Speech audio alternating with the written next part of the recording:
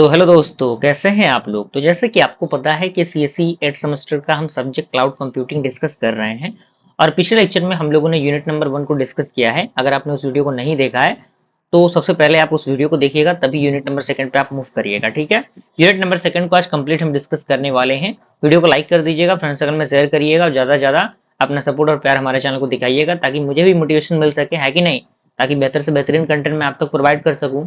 चलिए स्टार्ट करते हैं। यूनिट नंबर 2 का पूरा सिलेबस आपके इंटरफेस में नजर आ रहा है। सबसे पहला आपका टॉपिक है यूटिलिटी कंप्यूटिंग। क्या होता है ये? कह रहा है कि utility computing is a computing model where computing resources such as processing power, storage and software are providers at a metered service similar to electricity और वाटर।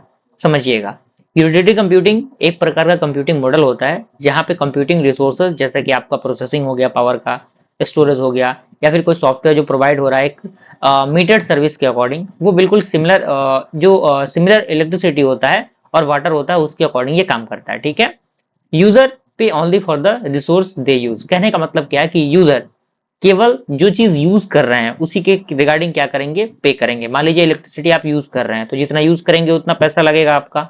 वाटर आप यूज कर रहे हैं तो वाटर बिल जो आता है, जितना आप वाटर पियेंगे उसके अकॉर्डिंग वाटर बिल आएगा। तो ये चीजें होती हैं। फीचर्स की बात करें तो ये पे पर यूज मॉडल होता है, ऑन डिमांड रिसोर्स अवेलेबिलिटी होता है, स्केलेबल इंफ्रास्ट्रक्चर होता है इसका, और ये काफी कॉस्ट इफिशियंट होता है। ठीक है ना, यानी कॉस्ट इसका कोई ज्यादा नहीं होता। ठीक है, एडवांटेज की बात करें, no need to purchase expensive hardware, यानी एक्सपेंसिव हार्डवेयर को परचेज करने की कोई जरूरत यहाँ पे नहीं होती।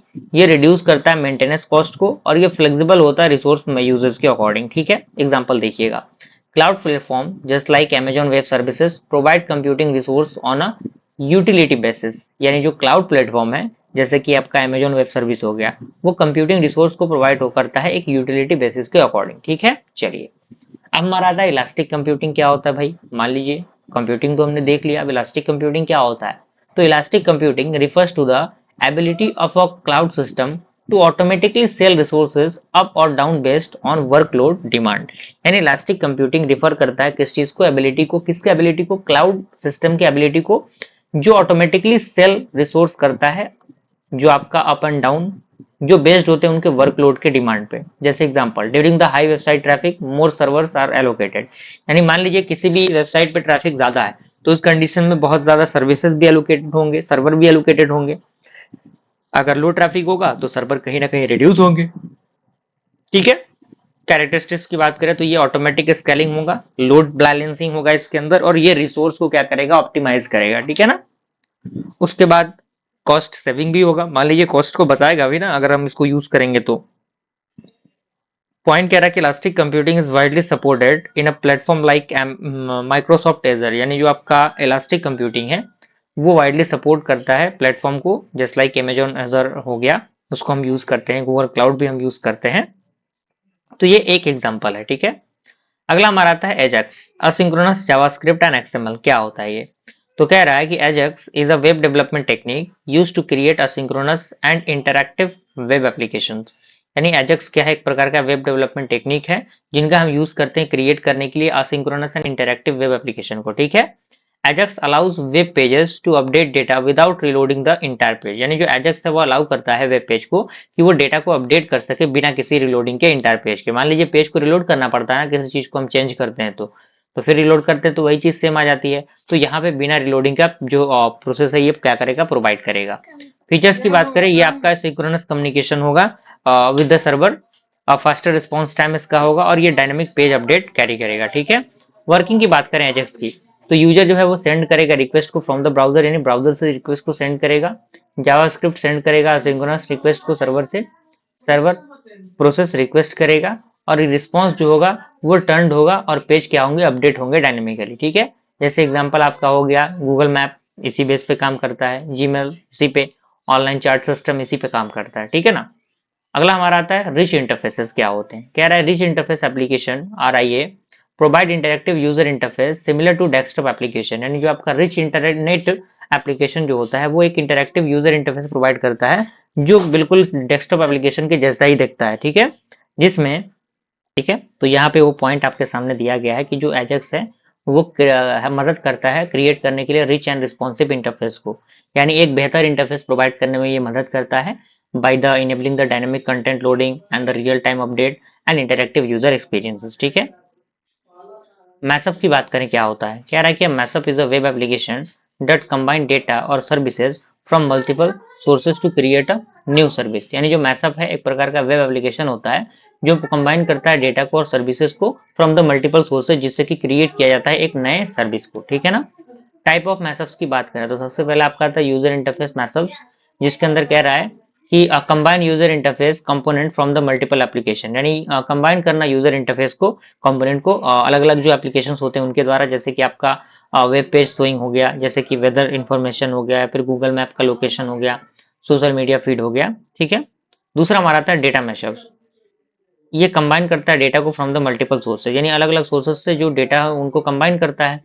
जैसे कि आपका कंबाइन करना ट्रेवलिंग डेटा को और होटल बुकिंग सर्विसेज को। मान लीजिए हम होटल बुक कर रहे हैं तो ट्रेवलिंग है और होटल बुकिंग है, कहीं ना कहीं उसको हम कंबाइन कर रहे हैं। ठीक है ना।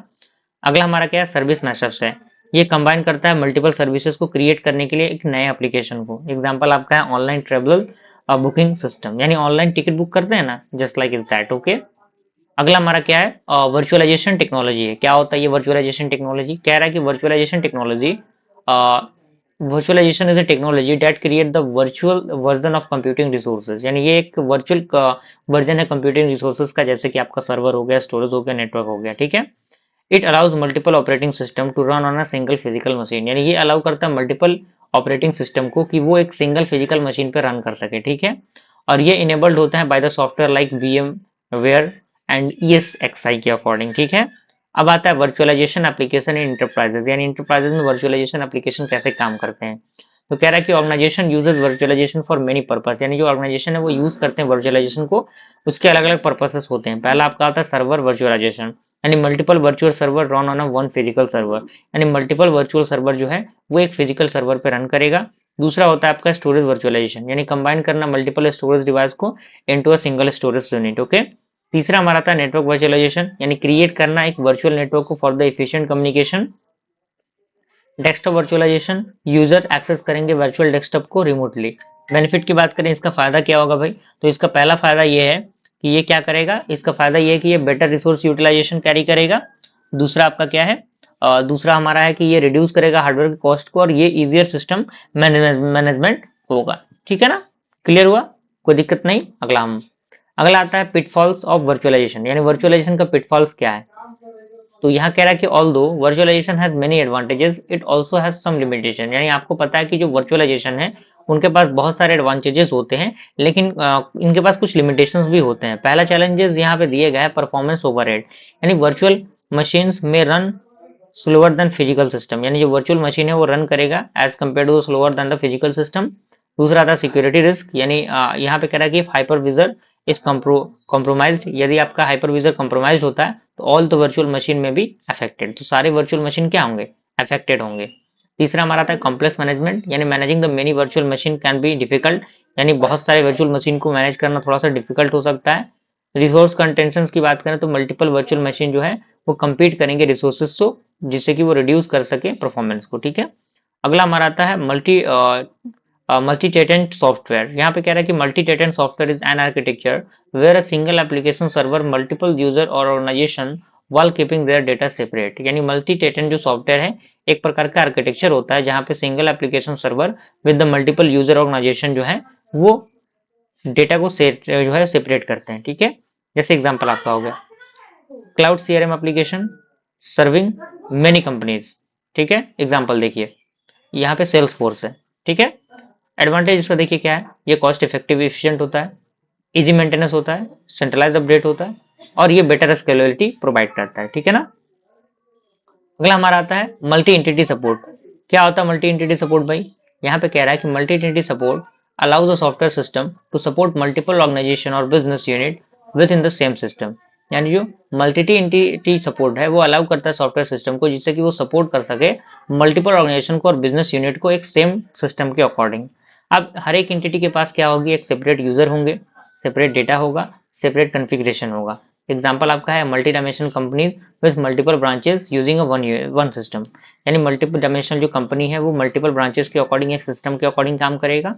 अगला हमारा टॉपिक है मल्टी स्कीमा अप्रोच। कह रहा है in the multi schema approach each tenant has a separate database schema with the same database, यानी इसके अंदर क्या होता है, हर एक टेटेंट के पास एक सेपरेट डेटाबेस स्कीमा होगा एक सेम डेटाबेस के अकॉर्डिंग। फीचर्स क्या है इसका कि डेटा सेपरेशन होगा बिटवीन द टेटेंट और ये बेटर सिक्योरिटी प्रोवाइड करेगा और ये इजियर कस्टमाइजेशन होगा। जैसे एग्जांपल आपका टेटेंट ए स्कीमा ए, टेटेंट बी स्कीमा बी और टेटेंट सी आपका स्कीमा सी होगा। ठीक है, अगला हमारा आता है multi tenancy using the cloud data stores. यहाँ पे कह रहा है cloud data store support multi tenancy using the different approaches. सबसे पहला आपका आता है शेयर डेटाबेस। ठीक है, यानी all the tenant share the same database and table, यानी जितने भी टेटेंट्स होते हैं वो शेयर करते हैं सेम डेटाबेस को और टेबल्स को जो कि यहाँ पे दिए गए हैं। ठीक है, तो यहाँ पे चीजें दी गई हैं। तो एडवांटेज ये है कि इसका कॉस्ट लो होता है, ये एफिशिएंट रिसोर्स यूज करता है। डिसएडवांटेज ये है कि ये लेस आइसोलेशन होता है। ठीक है, अगला हमारा आता है शेयर डेटाबेस सेपरेट स्कीमा, जिसे हम लोग बोलते हैं। तो टेटेंट शेयर करता है डेटाबेस को, बट इसके पास क्या होता है, सेपरेट स्कीमा होता है। एडवांटेज ये है कि ये बेटर सिक्योरिटी प्रोवाइड करता है और ये मॉडरेट कॉस्ट होता है इसका। सेपरेट डेटाबेस की बात करें, हर एक टेटेंट जो है उसके पास एक सेपरेट डेटाबेस होगा। एडवांटेज ये है कि मैक्सिमम जो है डेटा आइसोलेशन होगा, हाई सिक्योरिटी होगी और इसका जो कॉस्ट होगा ये थोड़ा सा ज्यादा होगा। ठीक है, तो इस तरीके से हमने क्या किया, यूनिट नंबर सेकंड को भी कंप्लीट किया। अच्छा खासा रिस्पॉन्स आप दिखाइए ताकि जल्दी हम लोग यूनिट नंबर थर्ड अपलोड कर सके। मिलते हैं फ्रेंड्स अगले वीडियो में, तब तक के लिए थैंक यू।